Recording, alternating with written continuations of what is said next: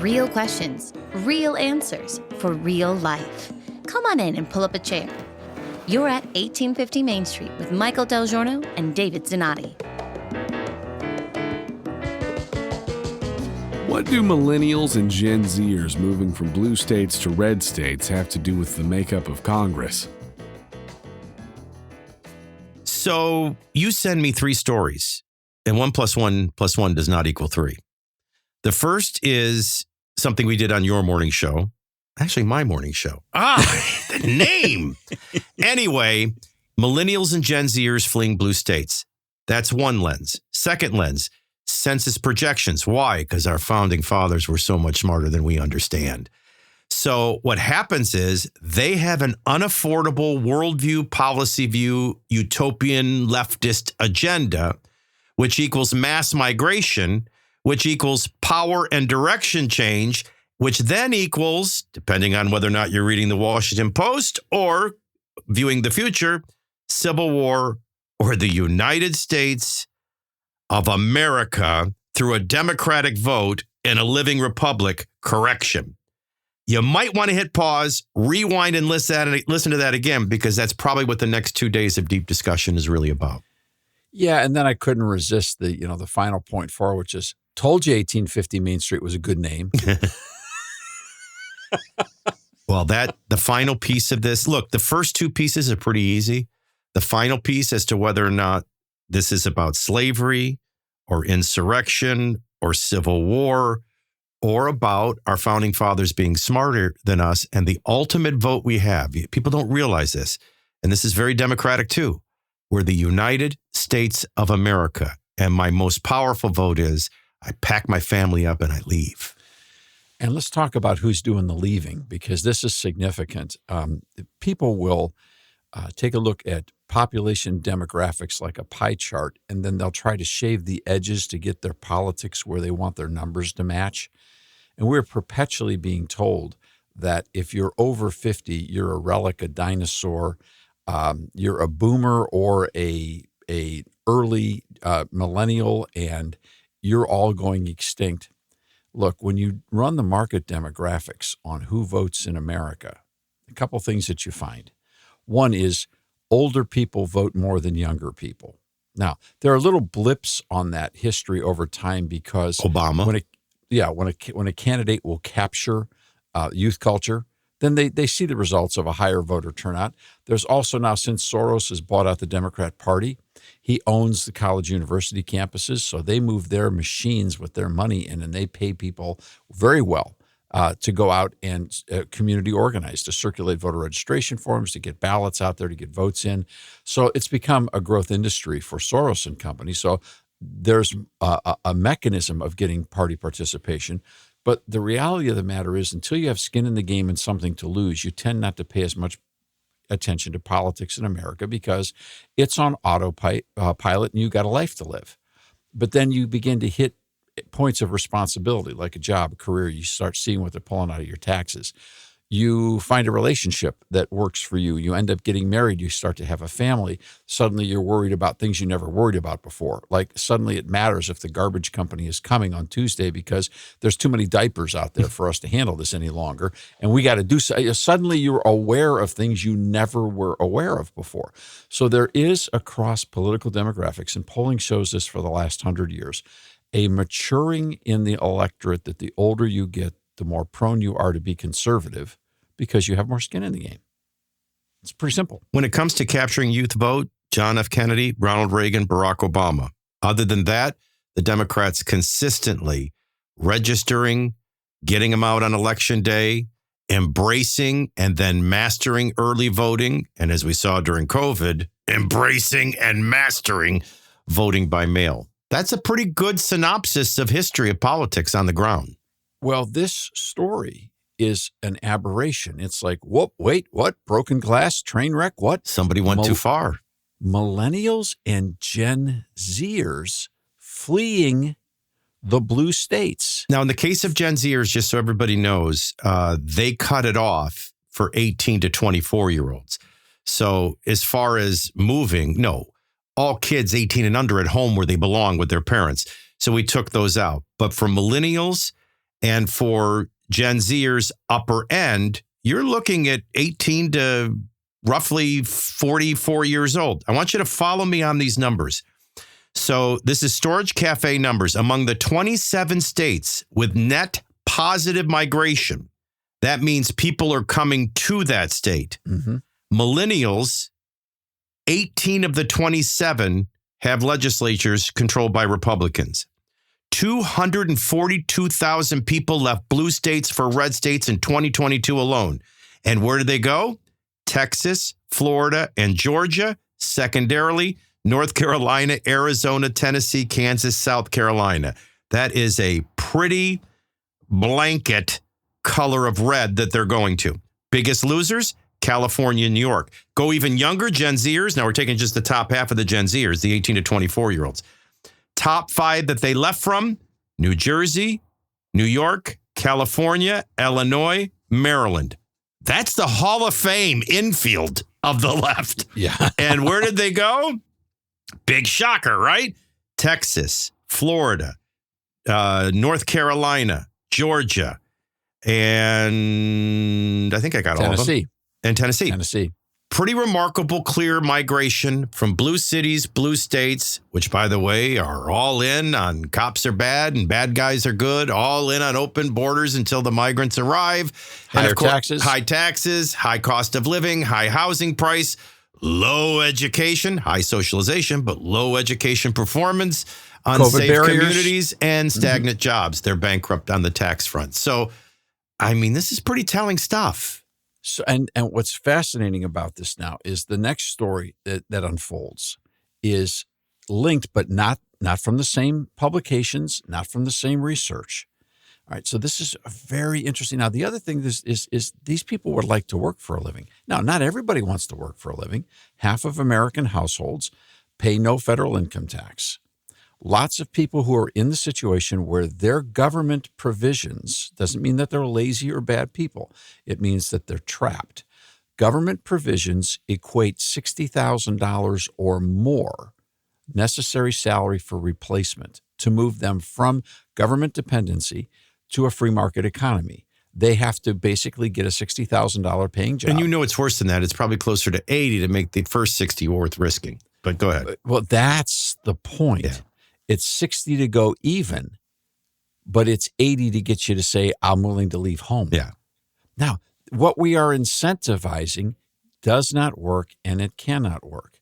Now, why does that not matter to people in the progressive left, in the political circles? Because they're happy to continue to rob from the rich, to give to the poor, so the poor will always vote for the progressives. And it doesn't matter what your race is, what your geography is, what your educational background is. If a family, an individual is trapped in the cycle of poverty and government dependency, what are they going to do? Now, see, people all the time talk about immigration. These people are all going to register and vote Democrat and la-da-da-da-da. Whoa. It doesn't matter who you are. It doesn't matter how you got here. If the government is offering you $60K to stay where you are, Maybe make another 20 to 30 on the side of a street or working odd jobs. I mean, you know how it works. Or you can be an idiot like us and work real hard for our 100.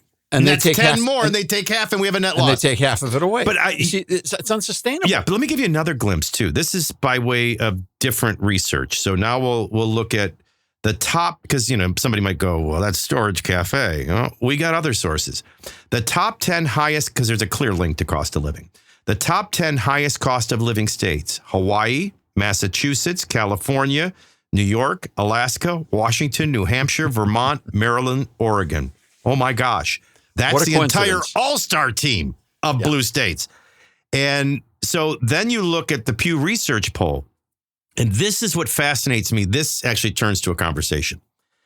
So what you just described is how we got into this mess, and somehow they pandered and sold this to an ignorant American people. And now you got this taxpayer versus tax receiver, and nobody knows how to solve the problem until another generation comes along and suddenly doesn't want the limitation of just that.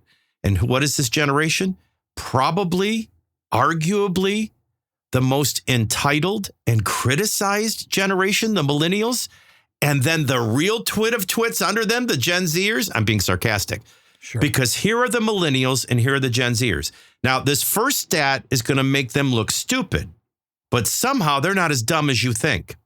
Not as dumb as the previous generation.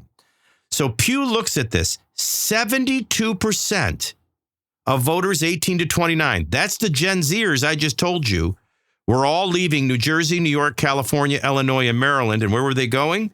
You guessed it, Texas, Florida, Georgia, Tennessee, North Carolina, South Carolina. So these same people that are fleeing the blue states for the red states, 72% of them voted Democrat. 59% of the millennials, 30 to 49, voted Democrat in 2022. So they got to own up to this. Oh, we voted for what we're having to flee from. But they seem to have connected the dots.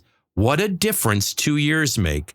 The 2 years of the straw that broke the camel's back, apparently, with these young people. Pandered, promises unkept. Now, this isn't even 2 full years yet. That has fallen from 72% to 68% of millennials, but among Gen Zers, but among millennials, it fell from 59 to 52%. It's caving in on them. This worldview doesn't work. It's not affordable. We got to go to where it does work. And if when we get there, we got to realize what worked here that didn't work there, we got to change the way we vote. But by just going, they change the memberships of Congress.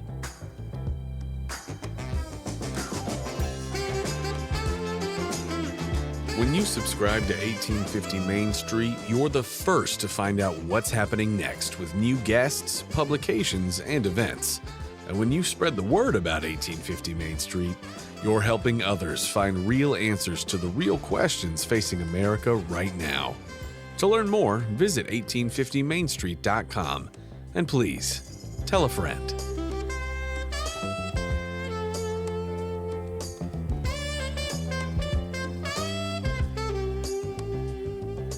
Well, and that's the second piece from a completely different unrelated source, is that there are people that are doing projections on population, and every 10 years, according to Article 1 of our Constitution, we have to have a national census. And the national census is taken to construct congressional representation in the number of districts that we have. So what we've got now is a situation where these people are moving from blue states to red states. These are not small numbers. The projection on where this will take us by the year 2030, which I would remind us is 60 months away. Average purchase of a vehicle, from this car buying it to paying it off. Watch how different Congress looks. Suddenly, this population movement creates a shift of 14 congressional seats from blue states to red states. 14 seats. That is a tidal wave in a country that is so narrowly divided as ours. 3 cycles tops. 3 two-year cycles tops. It also moves 14 electoral college votes in regards to the presidency from blue states to red states. Do you think the right is smart enough to be patient the way the left's been patient to avoid insurrection, knowing your founding fathers had a more peaceful way to solve this if you just give it 3 cycles? Yeah. Because there's nobody has a strategy to take 14 seats and what was it, 18? Or no, it was more than that. How many electoral college votes? Same number, 14 electoral college votes. Yeah. Yeah, that's a significant size state off the board, so to speak. You win without insurrection. You win without civil war. The other side may see this and want insurrection and civil war. Okay. And they duped you once and you walked into it. Well, they dupe you twice. Yeah, put a pin in that one, because now suddenly it makes sense. What do they want to do? What do the progressives want to do? Well, now all of a sudden it makes sense why everywhere you turn, progressives are talking about ranked choice voting. Now, ranked choice voting is one of the most confusing things you could ever try to master, teach, or understand. Ranked choice voting sort of works like this. You go in to vote for members of Congress and you pick your first choice and your second choice. And then somehow magically, the algorithms decide if there's not a clear winner over 50% or something like that, If the threshold isn't reached on the first choice, then the algorithm kicks in, and the second choice, which has more second choices than the first choice ends up becoming the actual person who wins the race. At least Penn and Teller had the transparency to start with pick a card, any card. So yeah, this is what we're dealing with. And it all sounds like, oh, this is so equitable, and oh, this is so noble, and oh, this breaks apart the two-party system. No, exactly what it does is it puts the conditioners in control of the elections. So ranked choice voting is a ridiculous idea. It's a terrible thought. It moves against the constitutional principle of majority vote. And it's important that we remember when we talk about majority vote, the Constitution matters for what's in it, and sometimes it matters for what's not in it.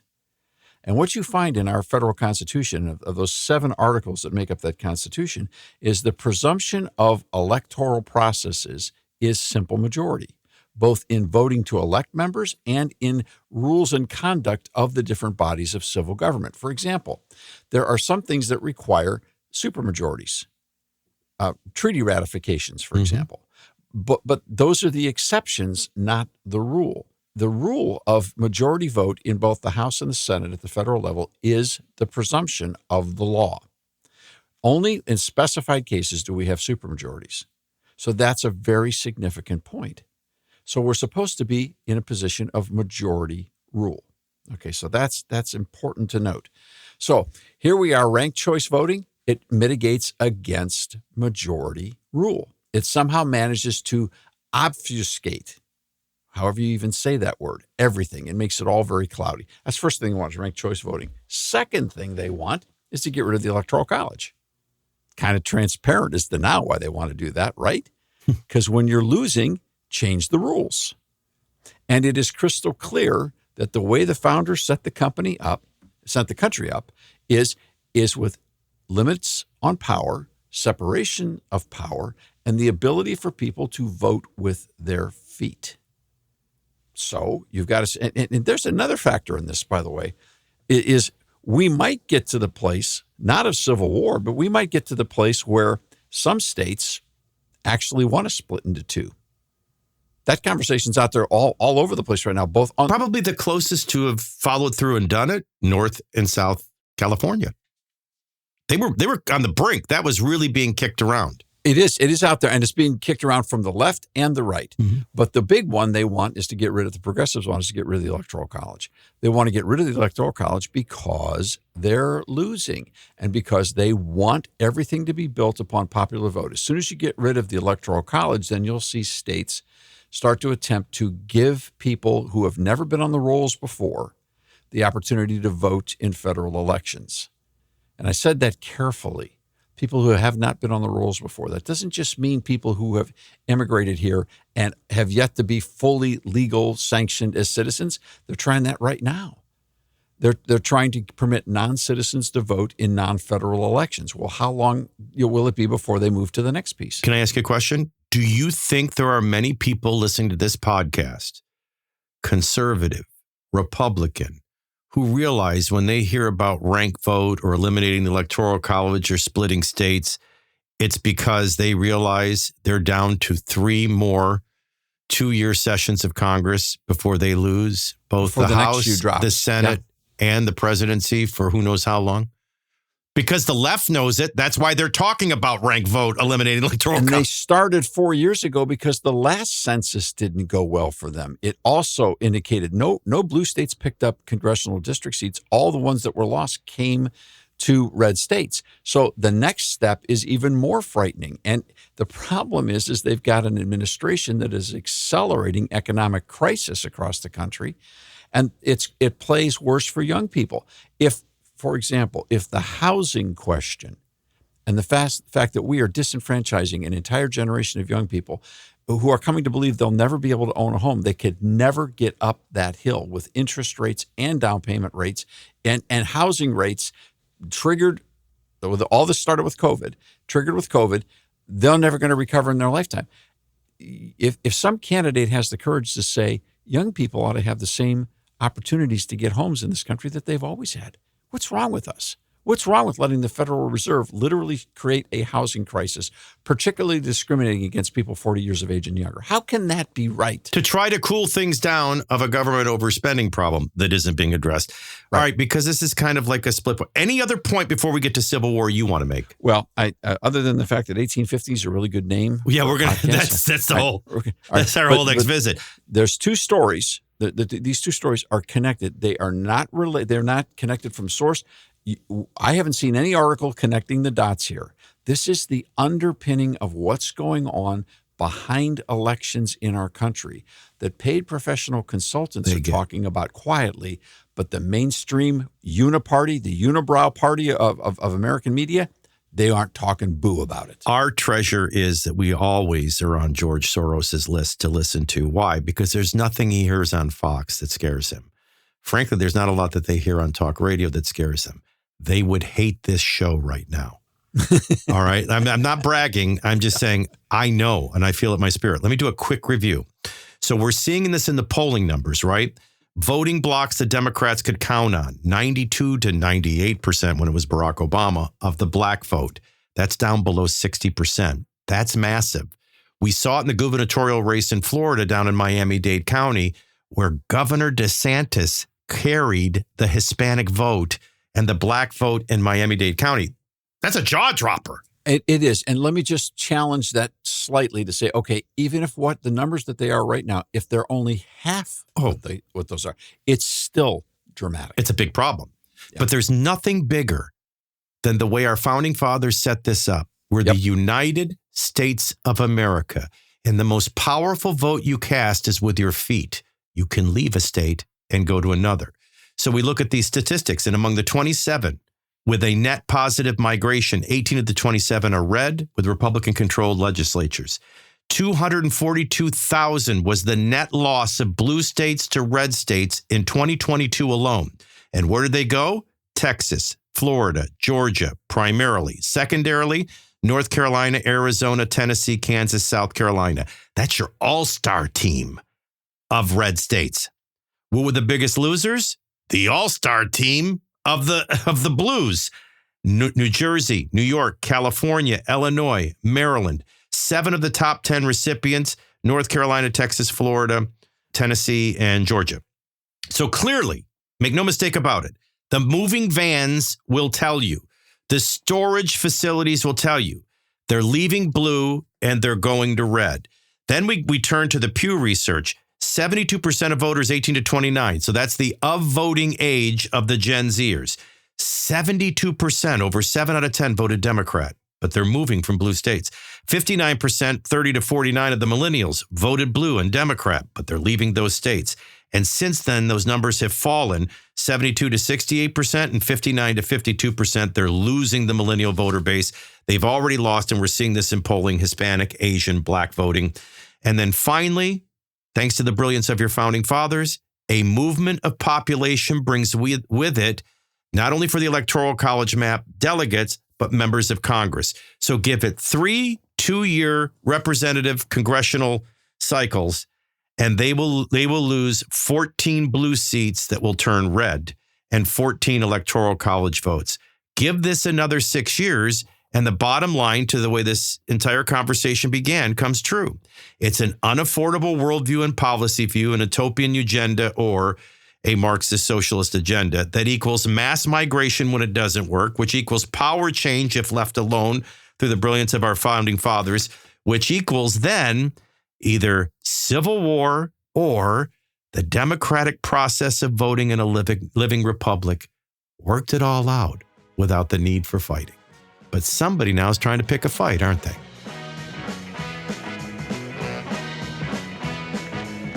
The conversations are just getting started. To get connected, check out 1850mainstreet.com. We don't data mine anyone or sell your information.